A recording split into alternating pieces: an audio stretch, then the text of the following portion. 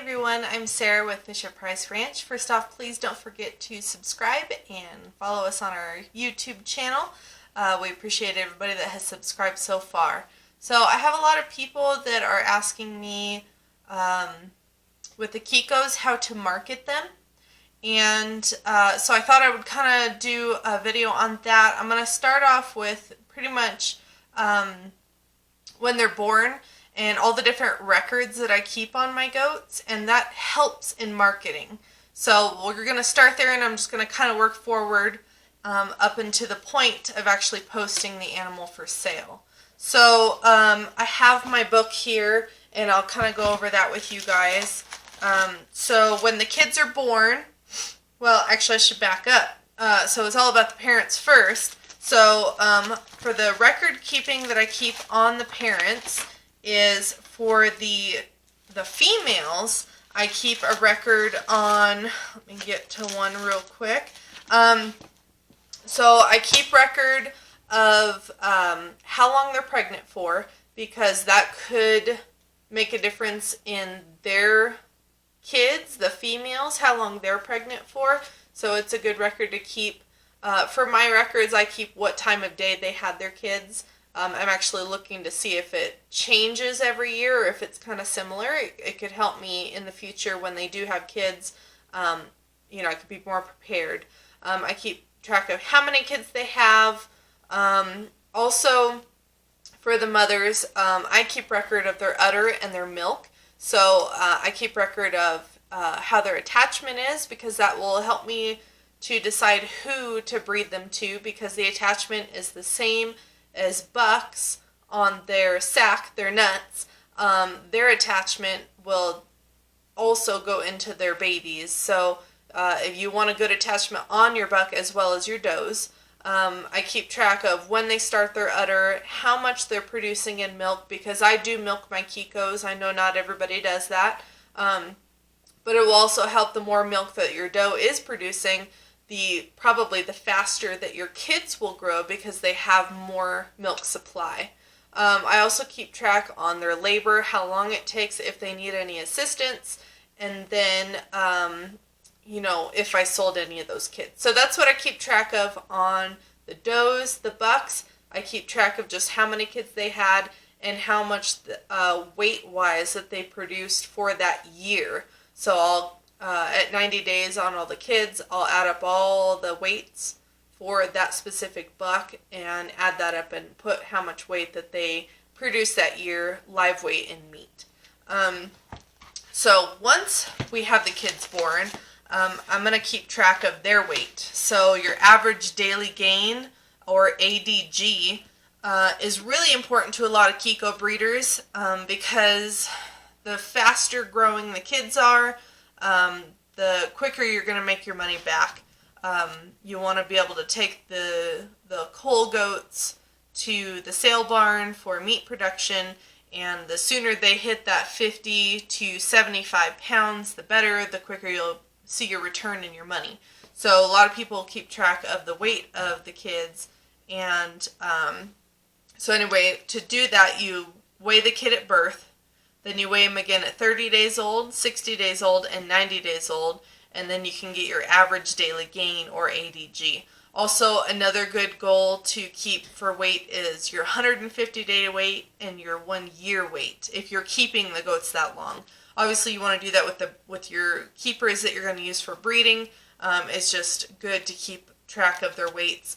And then, of course, I weigh my Kikos every 6 months when we do our goat roundup. So we keep weights on everybody fairly regularly. So that plays a big part in how you're going to sell your kids. Obviously, the quicker that they grow, the more people are interested, because they like that fast growing in the kids, and they believe that it will produce that in their kids. It doesn't always, but it does have a factor in that. So another thing with the Kikos that you want to keep track of is if you need to give them any medications, any deworming, how often you're going to have to trim their feet. Kikos, you're wanting them to be maintenance free, so the less you have to do, the better. So I have yet to deworm any of my Kikos on my farm. I've had Kikos for just over 3 years, I believe now. And so that's great. I have a couple of Alpines, and the first month after owning them, they had the same exact feed as the Kikos, the same forage. They needed dewormed. They have heavy worm loads. So that does gives me good intel on my Kikos, showing that they actually have good parasite resistance, because I still have yet to deworm them when the Alpines really needed it.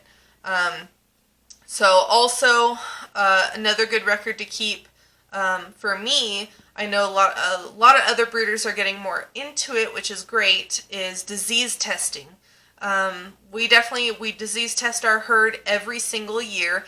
Yes, it's expensive, but it's worth it, because I know that my goats are healthy and I'm selling to other people and I'm not going to spread disease on their farm. So we do that every year, like I said, and it costs $22.50 per goat, so you can see how quickly that can add up. But that's definitely good to have. And let's see, I think that's it for record keeping. So we've got the weight, the udders on the females, all the info on when they're pregnant, so it could go into their doelings, feet, parasites. I think that covers most of that. So now it comes down to actually posting your goats for sale. There's many different avenues of selling your goats or marketing your goats. We now have our own website, so we're definitely posting there. Also, I know other social media like Facebook, they're banning any animal sales. So what I do is I keep a Facebook page for my farm, and I keep it updated. A lot of people like updates. They like to be able to follow the goats as they're going along, any breeding, all that stuff. So I try and keep my page updated daily, if not at least every other day. And I post who they're bred to, when they're going to have kids, what they produced in the previous years, all that stuff. So it's another good way of record keeping.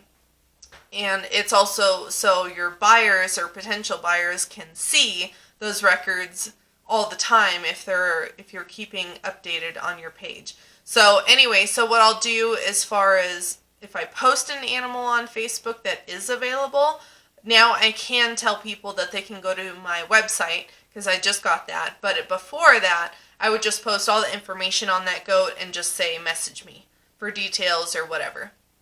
So that is one way to do it without getting a red flag on one of your posts.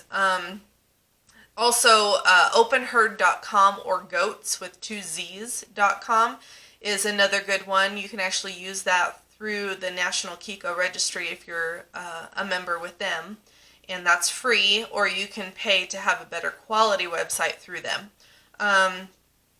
And then, of course, Craigslist and all the other stuff. So there's lots of ways that you can market your goats out there.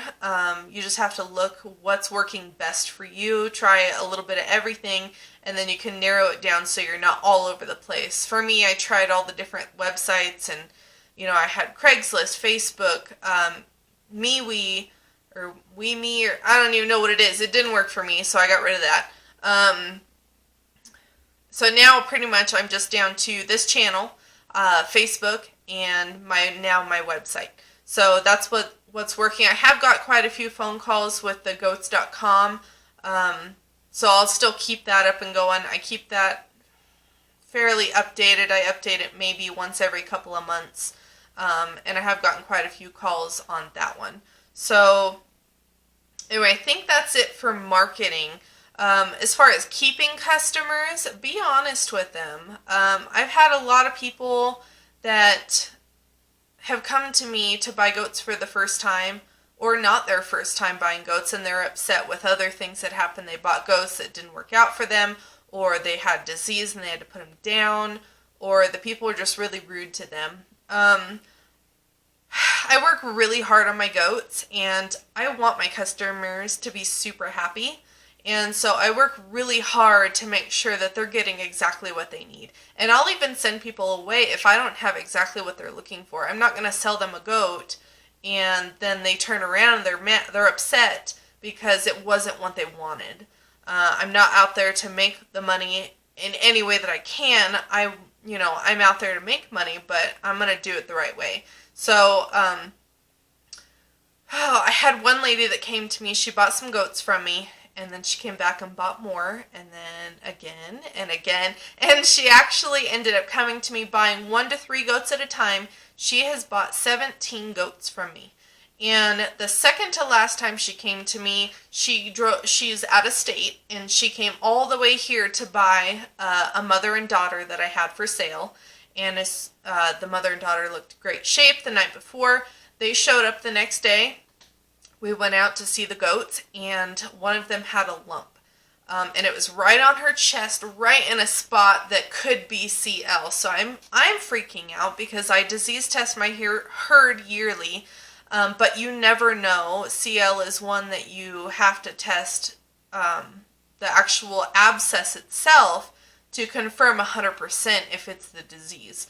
So I'd never had a lump in my herd. It freaked me out. I didn't want to sell her the goat because I didn't feel right about it.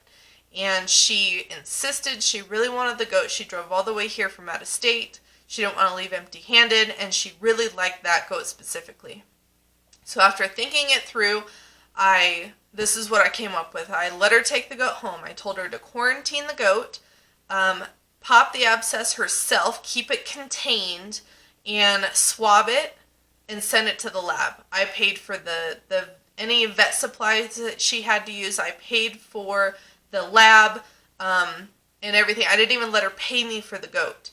And once the lab came back, it was actually she had gotten a sticker or something, and it festered and caused the abscess. So luckily it was not a disease, but I'd rather be safe than sorry. So she actually ended up messaging me, I don't know, a week or so later, and she actually really thanked me for that, saying that most people would say, well, your goat, your problem. And so she really appreciated that even though she already had the goat in her possession, I still took care of all the bills as far as testing that. Because it happened, it started on my farm, and so I was the one responsible. That's how I feel about it. So, and she still came back and she's bought more goats. So it's good to know that, that she really appreciated that. And I do want to thank her for constantly being a great customer. It's nice to know that she likes my goats that much. So that's part of marketing. If you don't want to take the time and do it right and make sure that your customers are happy, they're not going to come back. And, I have people that I've dealt with for almost 3 years now, 3 years in a row, that do the same as me. And I absolutely love their goats. And that's Vanessa with Noble Nomad Mountain Ranch in Virginia. So if you guys want awesome quality Kikos in the East, definitely go see her. She has amazing goats.